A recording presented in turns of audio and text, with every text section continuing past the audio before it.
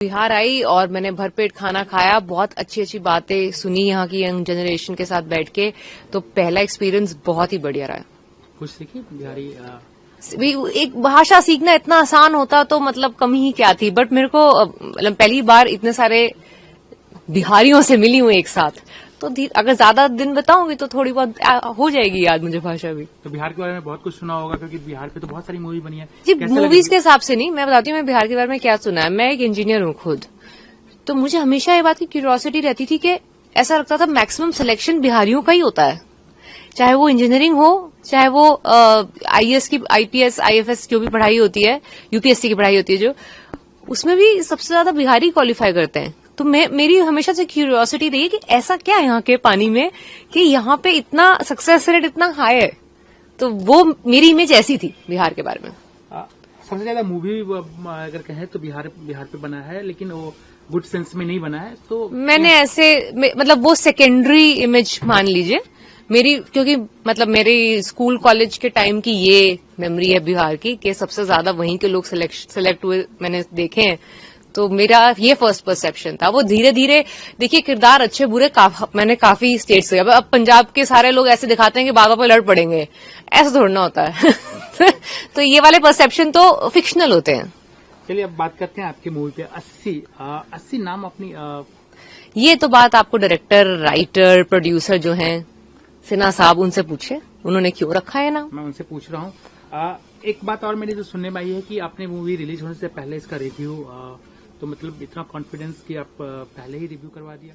पहले मैंने रिव्यू, ये भी मेरा आइडिया था, ये भी सिन्हा साहब का आइडिया था कि पिक्चर जो है दिखा दीजिए, क्योंकि पिक्चर जब कहते हैं हम कि पिक्चर बात करेगी अपने आप, पिक्चर अपने आप को मतलब दिखाइए कितनी पावरफुल है। वो कॉन्फिडेंस जो है वो सर को था अपनी पिक्चर में और जनता पे कि अच्छी पिक्चर देखने वाली ऑडियंस है, तो वो भी उनसे पूछी इतना कॉन्फिडेंस आया कहां से।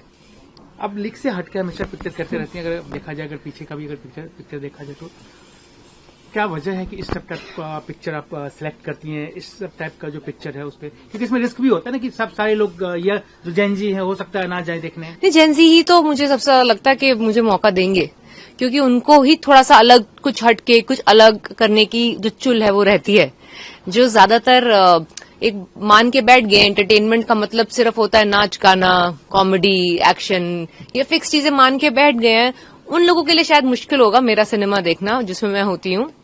बट जो जेनजी है जिनको हर चीज हटके चाहिए, अलग चाहिए, नया क्या है, वो शायद फिर भी मेरी पिक्चरों को मौका दे दे, मुझे ऐसा लगता है। क्योंकि एक तरीके का खाना नहीं रोज खा सकते, तो आई फील बदल बदल के अगर खाने का मन करता है तो ये वाली पिक्चर भी हमारे को ट्राई करनी चाहिए, चाहे वो कोई भी जनरेशन हो। सो मेरे को इसलिए मिलती है, मे भी कोई और नहीं करता इसलिए मैं रिस्क लेने को रेडी रहती हूँ। मैंने जो ट्रेलर देखा है उसमें लगा है कि कहीं न कहीं जो महिलाओं के साथ जो पूरे देश में बात की जाए जो अत्याचार होते हैं, जो रेप मोलेस्टेशन होते हैं, उस पर कहीं न कहीं पूरा फिल्म बेस है जी। तो ये कंसेप्ट मतलब कि इस तरह के फिल्मों को चूज किया जाए, जबकि रोज हो रहे हैं मेट्रो पे, शहरों में, अब तो गाँव में भी होते हैं जी इस तरह के। तो इसके पीछे रीजन क्या लगा? आपने मूवी किया हो तो उसके पीछे स्टोरी भी समझी जी। मुझे तो कहानी जो मेरे पास आई थी वो अच्छी थी, और यही काफी था कि अनुभव सर ने लिखी है। मेरी तीसरी एसोसिएशन है उनके साथ, उनको पता है कि मेरी कितनी क्षमता है, तो मेरे हिसाब से ही मुझे स्क्रिप्ट रोल देते हैं, और मुझे पता है वो कितना बढ़िया बेहतरीन लिख सकते हैं। तो मुझे पता है उनकी तरफ से आई है स्क्रिप्ट, तो किसी इम्पोर्टेंट मुद्दे पे होगी या किसी बहुत इम्पोर्टेंट कम्युनिकेशन होगा उस फिल्म का, और बहुत अच्छा चैलेंजिंग कैरेक्टर होगा मेरे लिए। और क्यों चूज किया उन्होंने ये स्क्रिप्ट और स्टोरी, ये तो उन्हीं का सवाल सही लगता है। आपको पता है आप जहाँ पे खड़ी है यहाँ से 1 किलोमीटर भी नहीं होंगे, यहाँ पे कुछ दिन पहले एक नीट की तैयारी करने वाली लड़की थी, जिसको बहुत ही बुरी तरीके से कहे कि मतलब मौत मिली, क्योंकि उसके साथ कहा जाता है कि रेप हुआ है। ऑफिशियली अभी तक कंफर्म नहीं है, बट फैमिलीज का कहना है, आपने देखा भी होगा। तो आप क्या कहेंगे कि जो इस तरह की घटना हो रही है, और पटना जो शहर है जहाँ पे आप खड़े हैं, बस अगल बगल में ही वो हॉस्टल है जहाँ पे मेरे ख्याल से 79 और ऐसी घटनाएं हुई होंगी उस दिन, सिर्फ यहाँ नहीं हमारे पूरे देश भर में। हर एक के लिए उतना ही बुरा फील होता है, किसी के साथ बहुत बेदर्दी से होता है, किसी के साथ अनएक्सपेक्टेड तरीके से घर का कोई करके चला जाता है। बट बात यह है कि 80 एक दिन में एवरेज हो रहे हैं, उससे ज्यादा ही हो रहे हैं, हम 80 बोल रहे हैं, क्योंकि आप देख लीजिए वो भी रिपोर्टेड डेटा है। तो जितना दर्द और दुख और गुस्सा ये केस के बारे में सुन के आता है, उतना ही और केसेस के बारे में सुनने आता है। जब आप 6 महीने की लड़कियों के बारे में सोच रहे हैं, 6 साल की लड़कियों के बारे में सोच रहे हैं, मतलब बात, बट प्रॉब्लम अब आगे बढ़ चुकी है कि इतनी कॉमन हो गई है बात, अब हम उसको वैल्यू देना बंद कर दिया। ऐसा लग रहा है कि हाँ ये नामुमकिन सी बात हो गई है। प्रॉब्लम मुझे उस चीज का गुस्सा एक्चुअली ज्यादा है कि ये बात को हमने नॉर्मलाइज कर लिया कि अब हो गए ना, अब तो इतने सारे होते रहते हैं, हिस्सा है हमारी जिंदगी का, मान के बैठ गए हम उसको। ये चीज जो है वो सबसे ज्यादा नाराज करती है मुझे। आपके फिल्म में भी जरूर होगा कि करने वाले तो कर देते हैं, जिनका जो माइंडसेट होता है, ठीक है, बट उस करने के बाद जो विक्टिम होते हैं उनको जो झेलना पड़ता है, उसमें स्पेशली सवाल उठते हैं सिस्टम पे, पुलिस पे। तो आपको क्या लग रहा है इन लोग, क्योंकि इन लोग की वजह से बहुत सारे लोगों को न्याय नहीं मिल पाता है? दीदी वो तो एक बात होती है कि आप पुलिस से एक्सपेक्ट करते हैं, आप जुडिशरी से एक्सपेक्ट करते हैं, न्याय तो क्या ही है कि मतलब लड़की के साथ ऐसा क्या हो जाएगा कि वो ठीक हो जाए। मुझे तो डाउट ही है। शायद वो इस वजह से बेहतर फील करे कि अगर ऐसा दोबारा ना हो, बट ऐसा दोबारा ना हो किसी भी और के साथ। ऐसा कैसे होगा? सिर्फ पुलिस की वजह से होगा, सिर्फ जुडिशरी की वजह से होगा, या आपके और मेरी वजह से होगा? जब हम अपने घर के लड़कों से बात करेंगे, अपने आसपास के लड़कों से बात करेंगे, दोस्तों से बात करेंगे कि ये क्यों हो रहा है, हम कहीं गलत जा रहे हैं।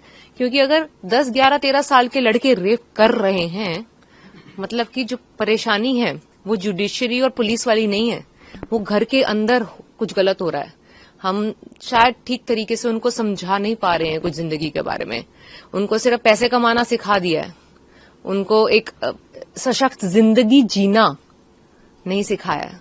कई बार सवाल उठे हैं कि जो अब जो इतनी घटना बढ़ गई है, इसके पीछे कहीं ना कहीं मोबाइल और ये जो डेटा फ्री है, क्या आपको लगता है कि छोटे छोटे बच्चे हैं, अब वो बहुत इजीली गूगल पे कुछ भी ये उन लोगों का रिएक्शन होता है जो खुद के गिरबान में झांक के नहीं देखना चाहते, जो कहीं ना कहीं ब्लेम डालना चाहते हैं। अरे ये तो फोन की वजह से, अरे ये उसके कपड़ों की वजह से, अरे ये तो टाइम की वजह से, अरे ये तो उसकी कंपनी की वजह से।